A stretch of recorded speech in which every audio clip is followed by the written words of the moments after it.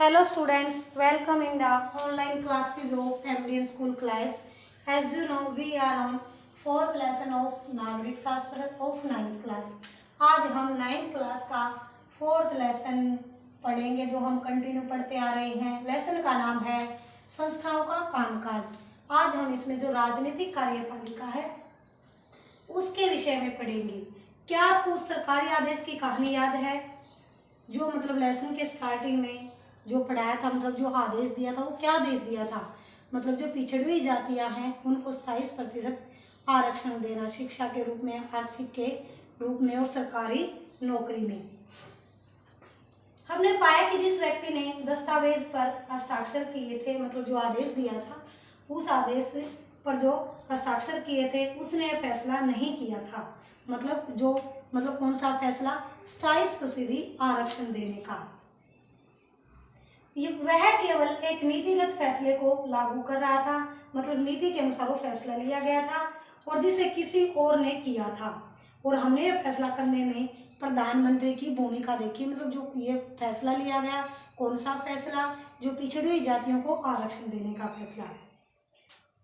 और हम यह भी जानते हैं कि अगर उन्हें लोकसभा का समर्थन नहीं होता तो वह यह फैसला नहीं कर सकते थे। मतलब अगर इसके अंदर लोकसभा का समर्थन नहीं होता, मतलब जो आदेश जारी किया है, जो फैसला लिया है, मतलब पिछड़ी हुई जातियों को आरक्षण देने के लिए, तो लोकसभा का अगर समर्थन नहीं होता तो यह फैसला नहीं कर सकते थे। इस अर्थ में सिर्फ संसद की मर्जी को ही लागू कर रहे थे।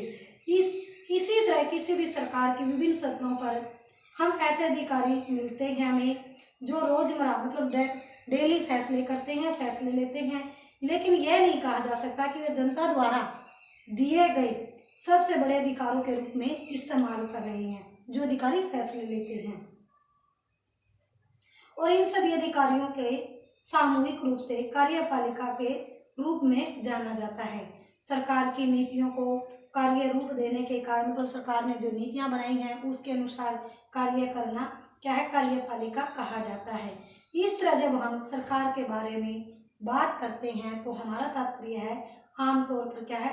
कार्यपालिका से ही होता है। आइए जानते हैं कार्यपालिका किसे कहते हैं।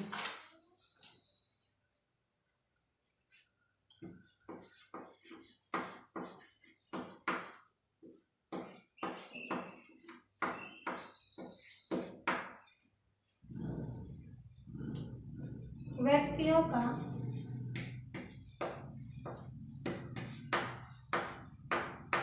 ऐसा निकाय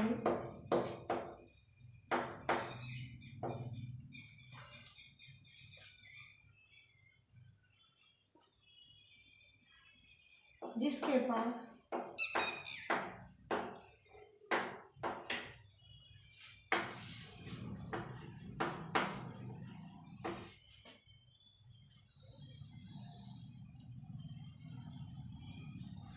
देश के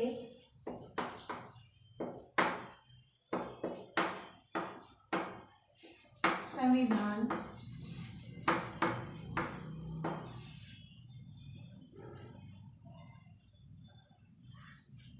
और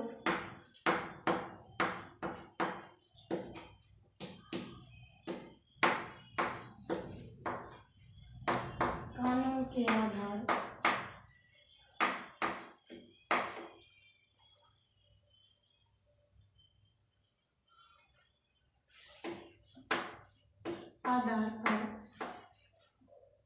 प्रमुख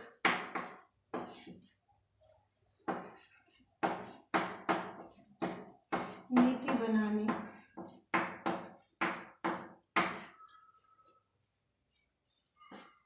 फैसले लेने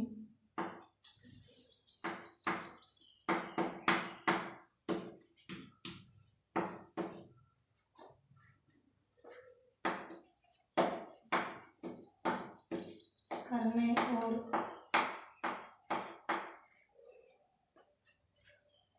लागू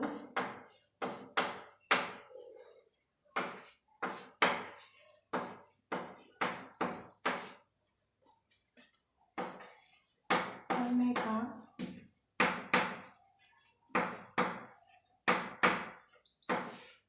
अधिकार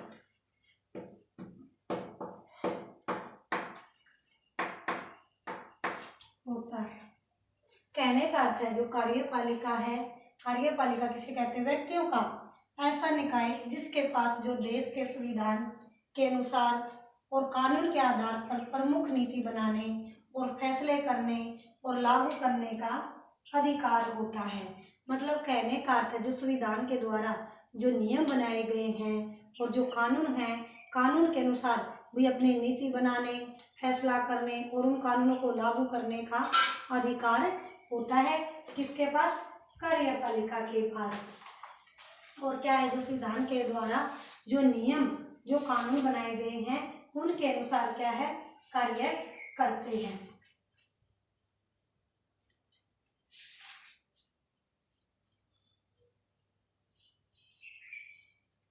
अब हम क्या है आगे? राजनीतिक और स्थायी कार्यपालिका।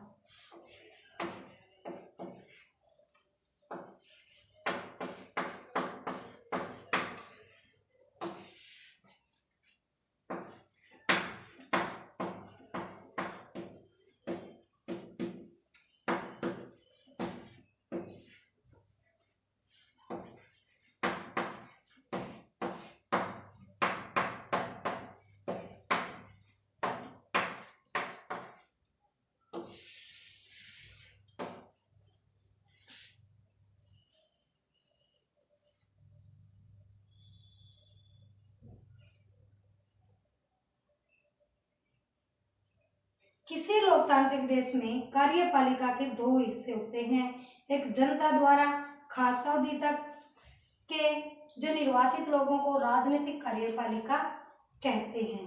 मतलब कहने का अर्थ है किसी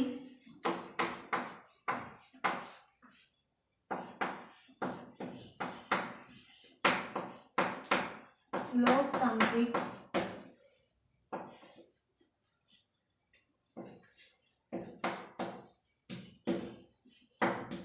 देश में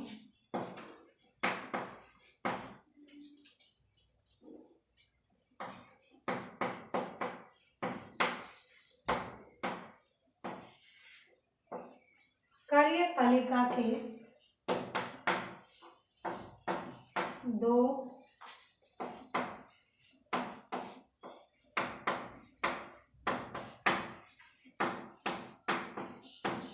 हिस्से होते हैं।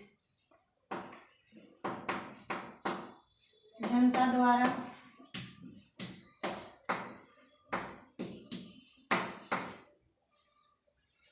खास अवधि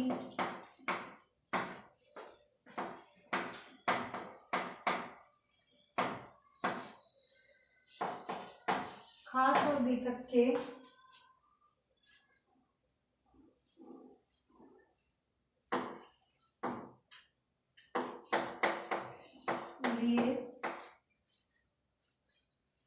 निर्वाचित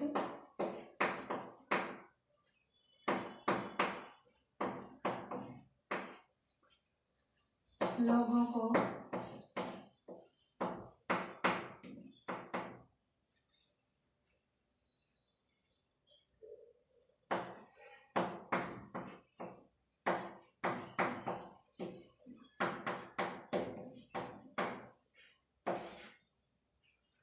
राजनीतिक कार्यपालिका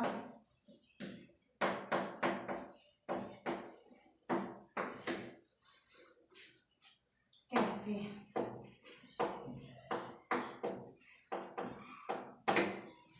जो राजनीतिक और स्थायी कार्यपालिका है, किसी लोकतांत्रिक देश में कार्यपालिका के क्या है? दो हिस्से होते हैं। एक तो जनता द्वारा खास अवधि तक, मतलब जो निर्वाचित लोगों को, मतलब जो जनता द्वारा जो निर्वाचित लोग हैं, जो प्रतिनिधि जो जनता के द्वारा चुने गए हैं, उनको क्या कहते हैं? राजनीतिक कार्यपालिका कहते हैं। और ये राजनीतिक व्यक्ति होते हैं जो बड़े फैसले करते हैं। कौन से? जो जनता द्वारा, मतलब खास अवधि, मतलब जो निर्वाचित लोग हैं, जनता द्वारा जो प्रतिनिधि चुने गए हैं, अपने जो नेता चुने गए हैं, उनको ही क्या है? राजनीतिक कार्यपालिका कहते हैं। और ये राजनीतिक व्यक्ति होते हैं जो बड़े फैसले करते। कौन करते हैं? जो जनता द्वारा जो निर्वाचित जो प्रतिनिधि चुने गए हैं। दूसरी ओर जिन्हें लंबे समय के लिए नियुक्त किया जाता है, मतलब जनता के द्वारा चुने गए हैं और दूसरी ओर जिन्हें लंबे समय के लिए नियुक्त किया जाता है उन्हें स्थायी कार्यपालिका या प्रशासनिक सेवक कहते हैं। मतलब जिनको लंबे समय के लिए चुना जाता है उनको क्या है, स्थायी तौर पर कार्यपालिका या प्रशासनिक सेवक कहते हैं। लोक सेवाओं में काम करने वाले लोगों को सिविल सर्वेंट या नौकरशाह कहते हैं। मतलब जो लोक सेवाएं हैं, जो जनता की भलाई के लिए जो कार्य करते हैं, उनमें काम करने वाले लोगों को क्या है, सिविल सर्वेंट या नौकरशाह कहते हैं। वे सत्ताधारी पार्टी के बदलने के बावजूद अपने पदों पर बने रहते हैं। मतलब कहने का अर्थ है भाई जो सत्ताधारी पार्टी है, मतलब जो पार्टियां क्या है बदलती रहती हैं, जिसको मतलब प्रत्यक्ष रूप से बहुमत प्राप्त होता है वो सरकार बना लेते हैं। इसलिए क्या है, पार्टियों के बदलने के बावजूद भी क्या है वो अपने पद पर बने रहते हैं। ये अधिकारी क्या है, राजनीतिक कार्यपालिका के तहत काम करते हैं। कौन से, मतलब जो लोक सेवा में काम करने वाले लोग हैं जिनको सिविल सर्वेंट या नौकरशाह कहते हैं। मतलब पार्टी की सत्ता में पार्टी बदलने के बावजूद भी अपने पद पर बने रहते हैं और ये अधिकारी ही क्या है, राजनीतिक कार्यपालिका के तहत कार्य करते हैं और रोजमर्रा के प्रशासन में उनकी सहायता करते हैं। मतलब डेली जो दैनिक प्रशासन है उसमें ये सहायता करते हैं अधिकारी। क्या आप कार्यालय ज्ञापन के मामले में, जो कार्यालय को जो ज्ञापन सौंपा था उसके मामले में राजनीतिक और गैर राजनीतिक कार्यपालिका की भूमिका बता सकते हैं? आप पूछ सकते हैं कि जो राजनीतिक कार्यपालक और गैर राजनीतिक कार्यपालक से ज्यादा अधिकार क्यों होते हैं? मतलब जो राजनीतिक कार्यपालक को और जो गैर राजनीतिक कार्यपालक है उसको ज्यादा अधिकार क्यों होते हैं? किसको? राजनीतिक कार्यपालक को। मंत्री किसी नौकरशाह से ज्यादा प्रभावशाली क्यों होता है? जो मंत्री है वो किसी नौकरशाह से, मतलब कार्य करने वाले, मतलब सिविल सर्वेंट से, जो लोगों की जो लोक सेवा में काम करते हैं उससे ज्यादा महत्वपूर्ण क्यों होता है? कौन? मंत्री।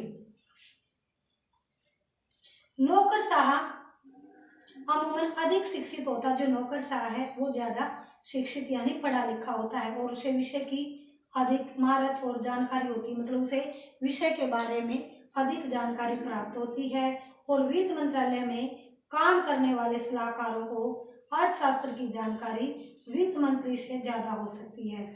मतलब कहने का अर्थ, जो वित्त मंत्रालय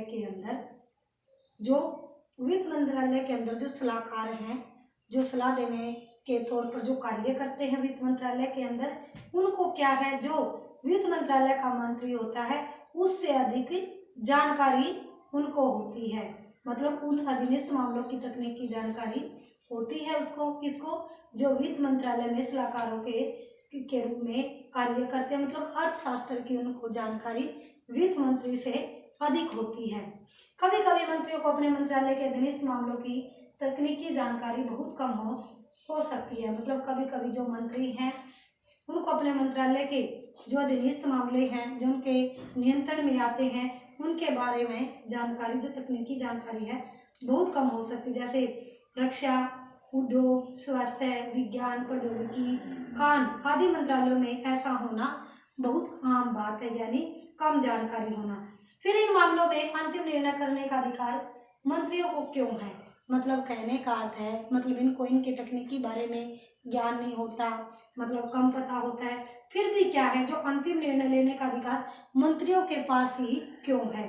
इसकी वजह बहुत सीधी है। किसी भी लोकतंत्र में लोगों की इच्छा सर्वोपरि होती है। मतलब कहने का अर्थ है भी किसी भी लोकतंत्र के अंदर जो लोगों की जो सर्वोपरि होती है, मंत्री लोगों द्वारा ही चुना गया होता है। मतलब कहने का अर्थ है जो बहुमत होता है, जो बहुसंख्यक होता है, वो सबसे सर्वोपरि होता है, मतलब उच्च होता है। और मंत्री भी क्या है, लोगों के द्वारा ही चुना गया होता है और इस तरह से जनता की ओर से उनकी इच्छाओं को लागू करने का अधिकार होता है। मतलब क्या है, जो मंत्री भी क्या है, लोगों के द्वारा चुना गया है और मंत्री को क्या है, लोगों की इच्छाओं के अनुसार क्या है, अधिकार करना होता है, मतलब जनता की ओर से। और भी अपने फैसले के नतीजे के लिए लोगों के प्रति जिम्मेदार होता है। मतलब जो फैसले मंत्री लेता है और उसके जो नतीजे निकलते हैं वो लोगों के प्रति जिम्मेदार होता है। कौन? मंत्री। और इसी वजह से मंत्री ही सारे फैसले करता है। मंत्री उस ढांचे और उद्देश्यों को तय करता है जिसमें नीतिगत फैसले किए जाते हैं। मंत्री क्या है, उस ढांचे उस फैसले को तय करता है, जिसमें नीति के अनुसार जो पहले नीति बनाई जाती है उसके अनुसार क्या है फैसले किए जाते हैं। किसी मंत्री से अपने मंत्रालय के मामलों का विशेषज्ञ होने की कतई उम्मीद नहीं की जा सकती।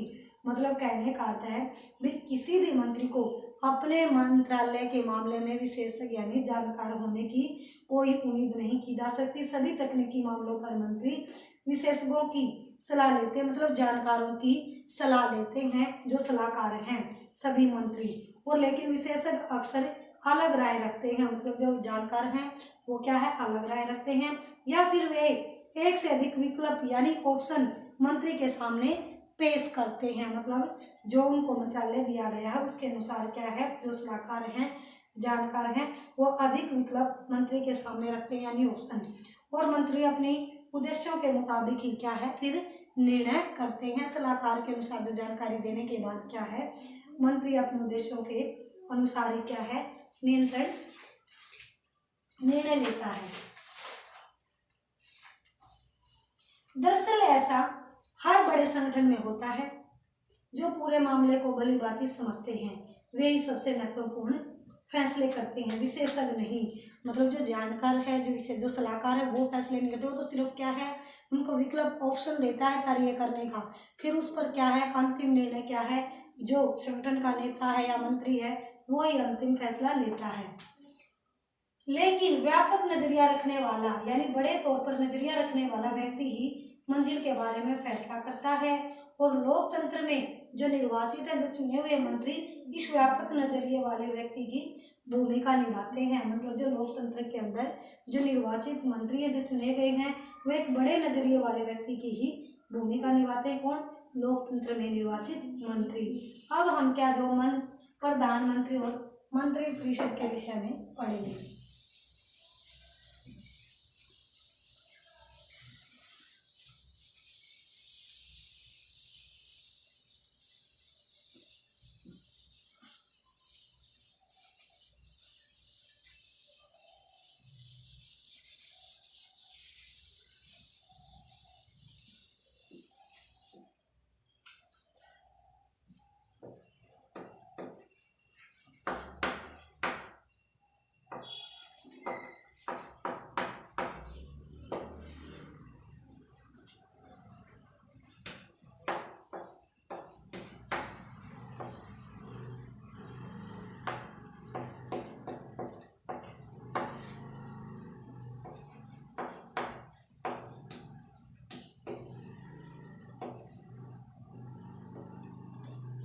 अब हम क्या जो प्रधानमंत्री है और मंत्री परिषद है उसके विषय में पढ़ेंगे। इस देश में प्रधानमंत्री सबसे महत्वपूर्ण राजनीतिक संस्था है। मतलब कहने का अर्थ है जो प्रधानमंत्री क्या है इस देश में सबसे महत्वपूर्ण क्या है राजनीतिक संस्था है। मतलब हमारे देश में फिर भी प्रधानमंत्री के लिए कोई प्रत्यक्ष चुनाव नहीं होता। मतलब प्रधानमंत्री के पद के लिए कोई प्रत्यक्ष रूप से चुनाव नहीं होता।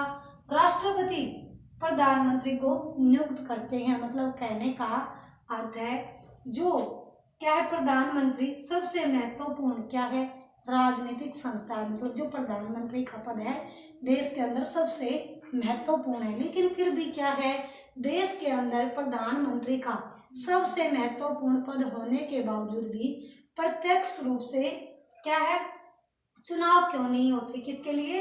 प्रधानमंत्री पद के लिए। फिर भी क्या है राष्ट्रपति ही प्रधानमंत्री को नियुक्त करते हैं। लेकिन राष्ट्रपति अपनी मर्जी से किसी प्रधानमंत्री को नियुक्त नहीं कर सकता। मतलब क्या है जो राष्ट्रपति है वो अपनी मर्जी से किसी भी प्रधानमंत्री को नियुक्त नहीं कर सकता।